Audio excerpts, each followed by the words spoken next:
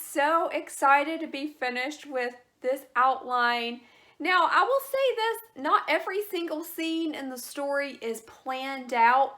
I actually got a comment on one of my sticky note videos, and someone suggested that I could be a plantser. And you know, the more and more I think about it, I think I am a plantser. I think that being a plotter versus a pantser, it's really just, it's more like a spectrum, you know? Like, it's very rare, I think, that someone is on the, you know, extreme side. You know, I feel like a lot of people are sometimes in the middle, because I do have to know where my story is going. I have to be able to, I gotta know what's gonna happen, but that doesn't mean that I can't be surprised, and that doesn't mean that, you know, I know everything that's gonna happen. A lot of times when I kind of get into the story, then I kind of figure out some things and go from there. But basically, I know where I am going. And with a romance book, I mean, pretty much you know where it's going to go. You know it's going to end happily. And I have this beat sheet that I did last week, and this really helped me out a lot. It really helped me kind of, you know, how do I say? It really helped me get all the necessary scenes down and think about what all of those necessary scenes are for the story. So basically that's what all of this is. So I have started here. I've just written down all of the different scenes from this beat sheet. And then this is my idea sheet. So in my character sketches. So alright, so I have like just one, you know, I've numbered all of my ideas. I tried to go in order, but you know, some things you don't really know what the order's going to be until you get to writing. But this was several pages of scenes. Like I just wrote everything that it just came out of my head. I just started writing it down. And so I've got all of these scenes. So the yellow ones are scenes, and the blue ones are scenes too, but I just don't know where those scenes are going to go. Because like these scenes right here are like some of the activities they're going to be doing, like skiing, and we've got ice fishing, got s'mores, making s'mores, stargazing, and maybe it'll be one of those nights where you can see like the northern lights in Minnesota. Can you see the northern lights in Minnesota? I'm going to have to research this. I think you can, but I think it has to be one of those like a solar storm or something. So maybe we'll see. But I've got like all of these like scene ideas, but I don't know when these are going to take place, but they're happening. And then I just also wrote some more scenes down here. I just put them on blue sticky notes because I don't know where they're going to fit into the story. I need to have a scene where she hits a moose with her car. Like, you know, why hit a deer when you can hit a moose, right? And I need to have a scene where like, you know, something goes wrong with her house. I need to have a scene where she goes ice skating with her niece. I need to have a scene where she talks with her friends. I don't know when all of those scenes are going to take place. So I just put them there so I wouldn't forget them. And as I write, I can kind of work those scenes in. But yeah, this is how I do it. I just start out with my general yellow sticky notes. And I think I'm going to start the story on January 3rd, which is a Monday. Because, you know, I mean, she's going to her, you know, her first day of work. It's got to be on a Monday, right? So she starts on the Monday after, like, you know, the New Year's holiday and all that. And then she's going to find out that she works with her ex, and that's not going to be good for her. Then I just wrote the scenes just in order that I think they're going to play out.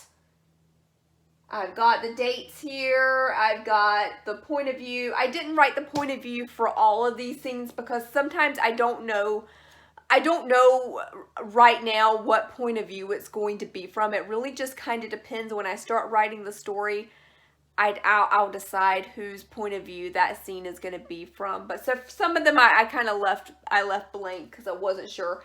And also I didn't put the date on all of these either because, again, I don't really know when it's going to play out, what date it's going to be, but as I get to writing the story, I can kind of more figure out the date. Then I've got my calendar right here on the side, attached to the side. I got that there. I'm thinking, the more I'm thinking of it, I don't want this to be a super long story.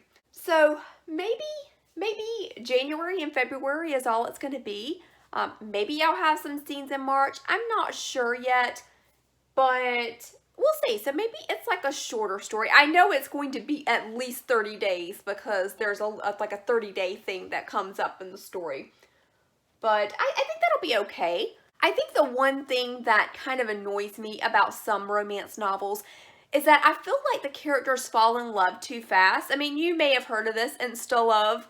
Like, they just fall in love, like, too fast. It's like they've known each other for, like, a week or two, and it's like they're already proposing to each other, and it's like, yo, no.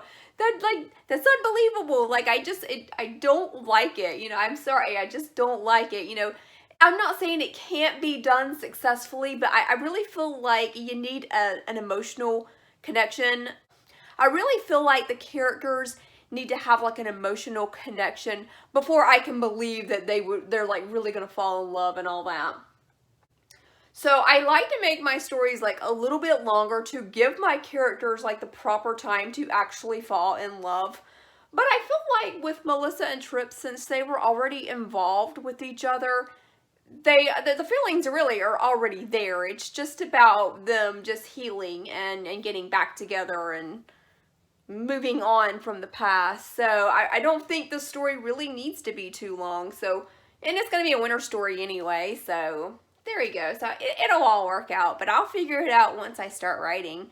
And so, yeah, I really recommend this Gwen Hayes Romancing the Beat. So obviously this is not going to be like all of the scenes here. I mean, this is just the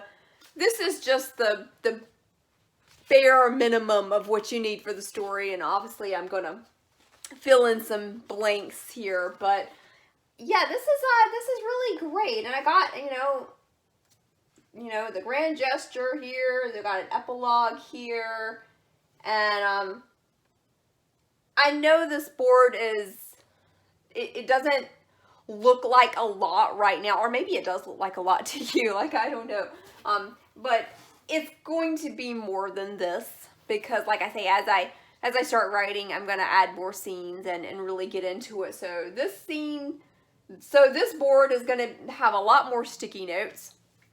And as soon as I start writing the scenes, they're going to go on this bigger board right here. And if you did not watch my sticky note video, which probably I think anybody who really finds my channel, they seem to find it through that sticky note video. But if you have not watched the sticky note video, I'll put it up there. And I talked about my method of outlining, and these boards right here, these trifold boards, are really great. These are the kind of boards that you would use for like a science fair presentation, like the trifold boards. They're really great. I got them at Dollar General for just a couple of bucks, and it's really great because then you could just, just have it sit here, right here on the floor, and, you can kind of plan this out. So these are really great. I do recommend you get like the Post-it note brand sticky notes if you want to try this method. I use the Super Sticky. See that? Like Super Sticky brand. Definitely get the Super Sticky. And I like multiple colors too, because colors make it fun. But most of the time I use the yellow ones. But as you can see, I got the blues here too. So yeah, I'm really excited to get going on this story, but I have to wait. I want to wait till November 1st. Alright, that is going to do it for me. Thank you so much for watching this video. If you like it, please give it a thumbs up. Consider subscribing to my channel if you haven't already. And if you have subscribed, you can also hit the bell notification and you'll be alerted whenever I post a new video. So, I think next week, let's see, next week, what is next week? I don't know. Oh, because say next week. Next week is like Nano. Because I film these videos ahead of time, so I'm trying to figure out what time it is once I post this video. So I'm going to be posting this video on the 27th. So yeah, next week is Nanowrimo, which is very exciting. So I think what I'm going to do is I'm going to do like a Nanowrimo vlog. And so we'll see how that works out.